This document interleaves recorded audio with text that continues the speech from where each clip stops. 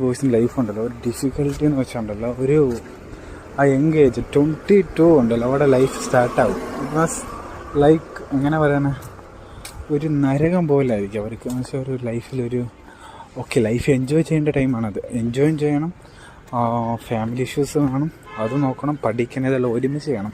അല്ലാണ്ട് ആ ടൈമിൽ പഠിക്കുക മാത്രമെന്ന് വെച്ചാൽ ആ എൻഗേജ് നമ്മൾ ലോസ് ആകും. ആ ഏജ് ചെയ്യേണ്ട കാര്യങ്ങൾ അതേ ഏജ് ചെയ്യണം.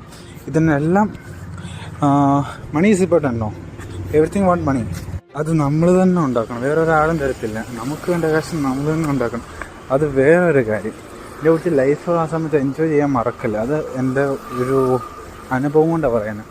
അല്ലാണ്ട് മേക്കിംഗ് മണി, അല്ലാണ്ട് സോൾവ് ചെയ്ത പ്രോബ്ലങ്ങൾ എന്ന് വെച്ചാൽ ഫാമിലി ഇഷ്യൂസ് അത് ഇതൊക്കെ കാണും, എല്ലാവരും സഹായിക്കും, അങ്ങനെ ലൈഫ് ചെയ്തുകൊണ്ട് നമ്മുടെ ലൈഫ് നമ്മളെ ഹാപ്പി ആക്കിയില്ലെങ്കിൽ നമുക്ക് വേണ്ടി നമ്മൾ എന്ത് ചെയ്യണം?